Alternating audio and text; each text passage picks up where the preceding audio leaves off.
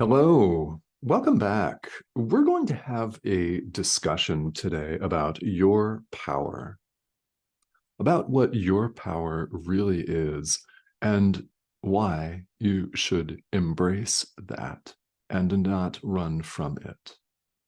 Do not be afraid of your own power. That's the message today. Now, you might protest. And it's common enough that I'm not afraid of my own power. Well, here in the world where we severely limit ourselves, this is a limitation. We limit ourselves based on our definition of ourselves as a human body, by our definition of ourselves as a certain gender, by our definition of ourselves as a certain nationality, a job title, all of these little compartments that we've manufactured from nothing. We've made them all up, and they're not who we really are. So we don't find our true power in our job title, even if we make a bunch of money, and even if we're a supervisor of a lot of people in whatever kind of business structure you're in. That's not where real power is. Real power is not over other people. There are no other people. There's only perfect oneness. So our real power is something much more than we imagine it to be. Here in the world, see, we continue to run and hide. We think that this physical body, this image on the screen that you're looking at, and I promise you, this is nothing more than a pixelated image on your screen. We think that that's our home. So we take refuge, apparently, in it. Yet it's not who we are. And our power is far greater than just the strength of our biceps or our ability to endure a 15-hour workday or whatever other measuring sticks we've invented here on Spinning Ball of Rock.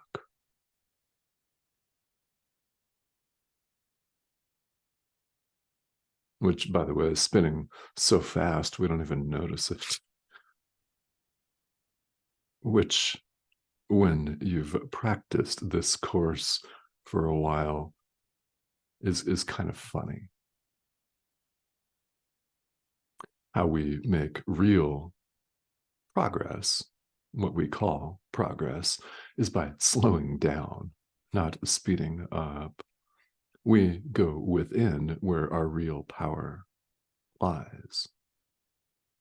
Let's not be afraid of our reality as one with God. Let's rather embrace this.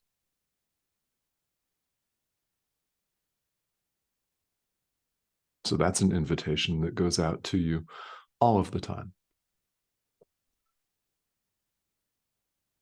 Here in the text of A Course in Miracles, we're on chapter 10, section 3, starting today.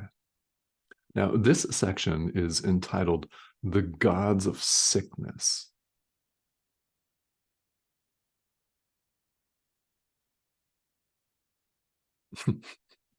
Actually, the god of sickness, but we think there are many gods of sickness, don't we? So what are these? That's one. All of what Jesus refers to here in A Course in Miracles as idols are the things that we mistake for our reality, like the body, like our job title, like our home, like our physical health. The apparent health of the communication mechanism. This is best viewed as a communication mechanism. We'll talk more about that in this video. And this is something that we've discussed before on numerous occasions. We have not attacked God, and he is not angry at us. We have not attacked God. It is impossible to do that. Only God is. God is the only reality. We're part of God. There is no separate other being or separate other thing to attack. We have attacked no one, and God is not angry at us. If you ever wondered growing up, as I did often and vocally, in not one but two fundamentalist Christian churches in my own upbringing, I know some of you can relate. I often wondered, why would perfect love be jealous or vindictive? And I would wonder this aloud. And when I asked these very questions in Sunday school, I never got the answer that really spoke to me. I got a lot of, well, I don't really know. Or, well, it's kind of impossible. But this is what the book says over here. So, yeah, jealous, wrathful, wrath of God. There is no wrath of God. What wrath? There is nothing to be wrathful at. There is no separation of any kind, period. We have not attacked God. So what do we then appear to attack? Well, we attack here the image of what we've made of ourselves. We can attack here in the world what we think we are. We think we're a human body, which we can attack, can't we?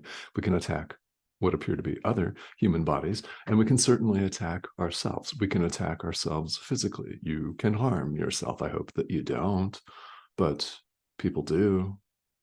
We harm each other, and we do it in our mind as well. As we lash out and condemn and hate and blame, we don't have to physically interact with anyone in order to attack them. Same with ourselves. It's all in the mind. It's the mind that directs the physical body to lash out if that happens. All in the mind, all of it. So we can, and unfortunately we do, attack the image of ourselves, what we think we are.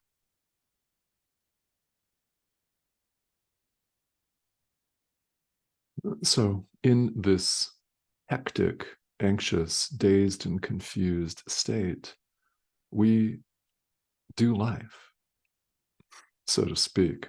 We run amok and we believe that we're in competition with everyone else. We think our brother's out to get us. He's going to outperform us at work. He's going to beat us to a certain contract. Someone's going to get there first. So we suffer insane FOMO, and we scheme and we devise plans that may never be needed, because most of the crap that we worry about never happens. It never happens anyway, or it's in the past, so it's not here. It's gone, and we have no problem accepting that, hey, the past is gone, so why do we live our lives as though we think it's right here, right now? Fear is the answer. Fear of who we are. Do not fear your own power.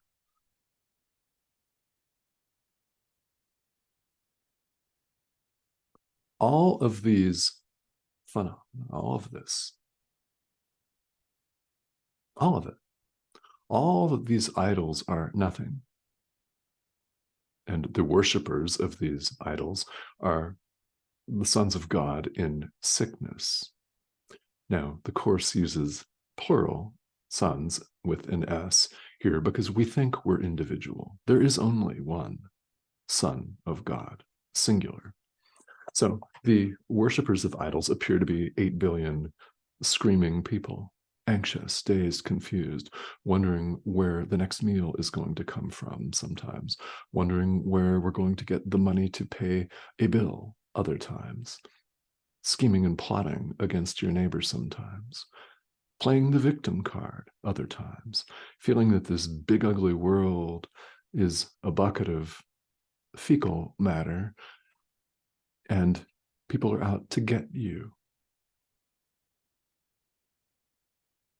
But when you really allow yourself to take a look, which by the way is required here on the spiritual path, that we really honestly take a look at what we've wrought, doesn't that make you want to go home, in a manner of speaking, to wake up, to experience who we really are, rather than what we've made, which we don't really understand when we think about it? It's chaos. It's a hot, steaming mess. And yes, it draws the flies. There's an image for you. Now, in the midst of all of this, we do have beautiful moments. We do. We have romantic candlelit dinners. We have beautiful relationships. We have great conversations and hugs with people. We make connections. We go on beautiful, wonderful vacations. And you may have a lot of money in this lifetime. You may. All of this is interspersed with the drama. It is like a roller coaster ride, isn't it? It's like a yo-yo. One minute you're on top of the world, the next minute you feel awful, and it alternates in wild fluctuation. Are you sick of that yet? Now, I hope that you answer yes right now. And it may be that you answer, no, I'm not really sick of the roller coaster right now. I'll wait. It's your choice. Eventually, you will get sick of it. How do I know? There is no separation of any kind. It's never been. We're perfectly at home in God right now. And this, where we appear to be spinning around really quickly on a ball of rock through space, where this appears to be our reality. Yeah, it's not our reality. It is a dream. So how do we wake up from this dream? Well, we replace one dream, the dream of fear, suffering, separation. We replace that dream with a peaceful, loving dream. We do this through our moment-to-moment practice of true forgiveness. We forgive the dream, all of the images that appear in the dream. We recognize them for what they are, images in a dream, nothing. And we look beyond them to the essence of who we are, to the core, to the reality of who our brother is. Us. Not related to us, not like us, not similar to us, not genetically encoded by all these bizarre sequences of DNA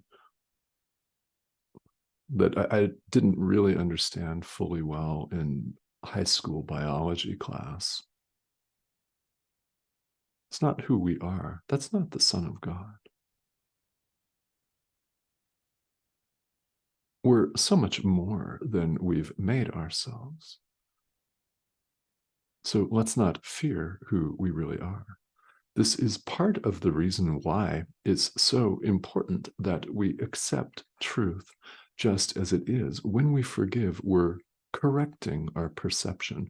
We're teaching ourselves to see things as they really are. We have one teacher that we can and will appeal to in the end, whether you actively deny it or not, and that is your inner teacher. Call it the Holy Spirit, as this course does, or call it Mike or Sue, or whatever you wish. The Holy Spirit is part of our mind. It's referred to in paragraph 2 here of this section as the communication link, in caps, communication link. Another one of his many names here in the course. The communication link between God and us, our separated sense of self, which in truth is not separated. The Holy Spirit speaks to us of this and reminds us of our essential oneness. So it is to this teacher that we properly turn for guidance.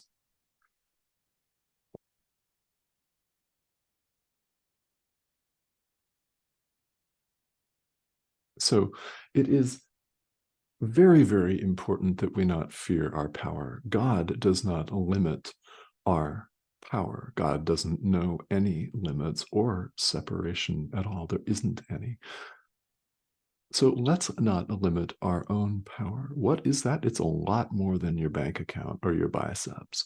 It's a lot more than the pull and influence that you may have in your circle of friends or colleagues or acquaintances. It's a lot more than your prestige and social status. Your power is the power of God. What else? So let's not fear it, but rather learn to embrace it. God won't limit our power in any way. Why should we?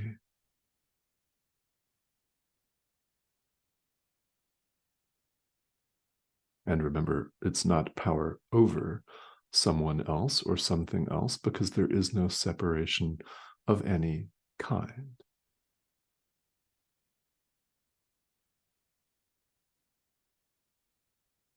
It's the power of God, power with, joined, one, not power over or strength to oppose something or someone. You have no opponent. Here in the world, we make opponents everywhere we go, don't we? But we have no opponent in truth.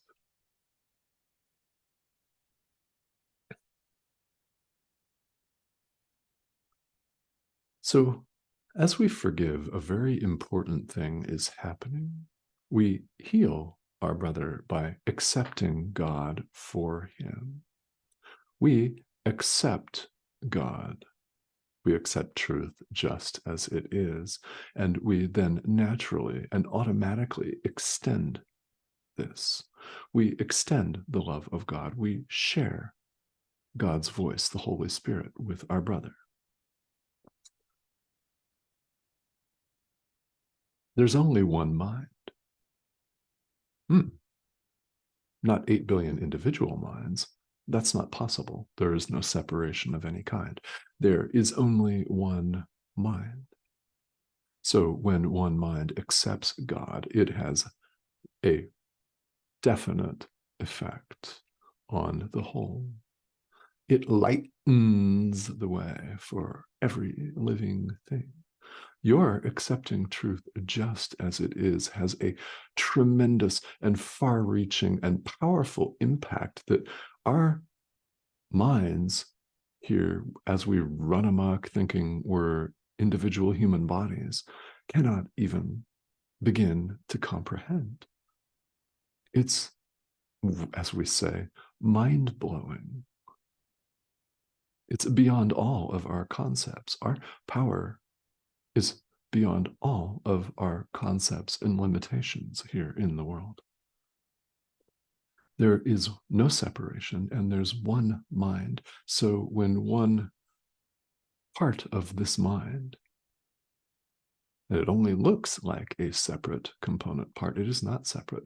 When you choose love, when you choose the strength of Christ, when you choose to forgive rather than condemn, when you accept truth just as it is, and then naturally and automatically extend it and share it with your brother, the entire mind benefits. Can you imagine what will happen? Not would, but will happen when enough of us accept truth just as it is. The ripple effect is beyond our wildest imagination. Which is why we're invited to forgive, forgive, forgive as many times as it occurs to you and you remember to do it, as many times as you remember. Rinse, repeat again, again, and again.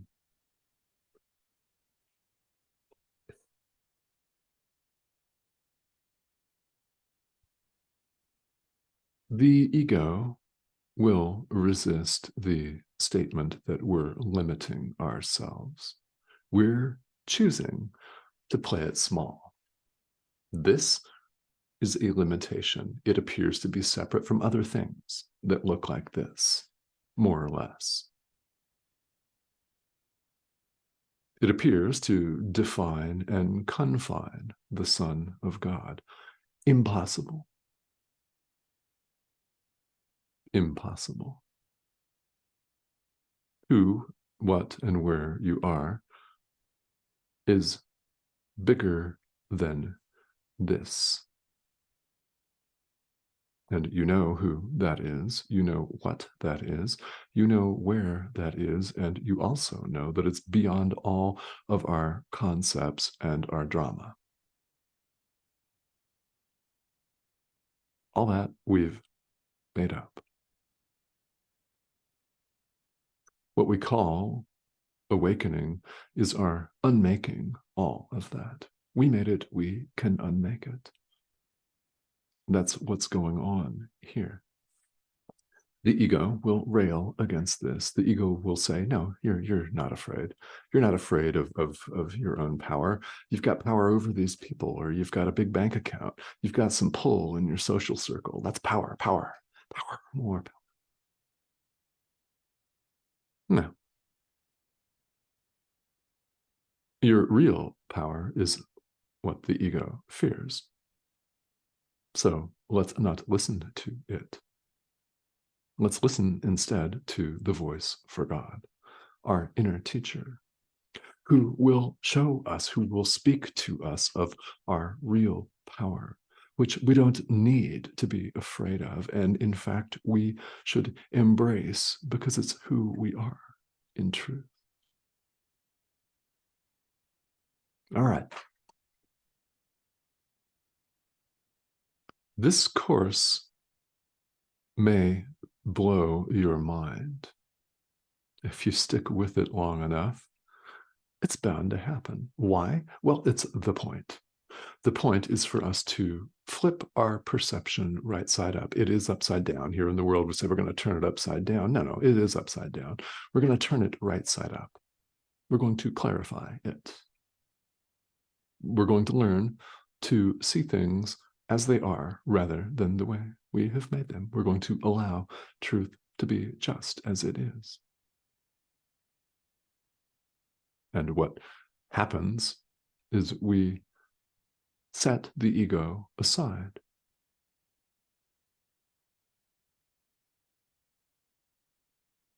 That's the process that we're all on. So if you're new to this material, it's going to make you ponder. Excellent, excellent. This course is self-study. It's not a religion. It's not a cult. And I am not the leader of an organization with its own rules and thou shalt and thou shalt nots and all of that. No, none of that. That's part of the genius of A Course in Miracles. It is a self-study curriculum. So you take what you're willing to take at a given time. So the question in the present moment then becomes, what are you willing to do? What are you willing to read? What are you willing to accept? What are you willing to entertain? So each of us goes as far as we allow ourselves to go. You'll notice that I'm emphasizing our own volition here. Yes, yes, and yes.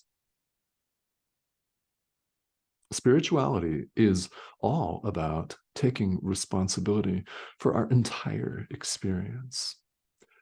So rather than have that be scary, I invite you to consider how powerful that really is. When we really take responsibility for the fact that we made all this, we can take responsibility for the fact that we can just as easily unmake it. It's all done in the mind, under the guidance of our inner teacher. So, to the extent that questions arise, that is completely understandable. And it's actually part of the path, isn't it? What would spirituality be? Really, no matter what your practice looks like, what would it be if it didn't raise questions? If it didn't challenge all of our assumptions of who and what we are? Nothing less than that is worthy of you anyway. So here you are, having paid attention to this point in this video. Here you are interested in A Course in Miracles. Many of you are actively practicing this material. So here you are. I invite you to connect with your inner teacher. And if you're working on this material, keep going. It is our experience that teaches us that these teachings are true. We show ourselves, we prove it to ourselves by putting it into practical application. So because this is a deep process of self-inquiry, I welcome any and all questions that you may have about the spiritual path, about this course in particular. Whatever it is, if you've got a question, please feel free to ask it. And if you want to just pop in and say hello, I'd love to hear from you as well. Subscriptions are more than welcome, and I thank all of you who have recently joined us. There've been a number of you. The subscription arrow, if you haven't joined us, is here. That's the arrow in the corner of our screen here. Go ahead and click on that. We'd love to have you join us. These videos appear several times a week. The main reason for that is consistency is good, because we're all about changing our mind. All right. So thank you for joining me. I'll talk to you soon.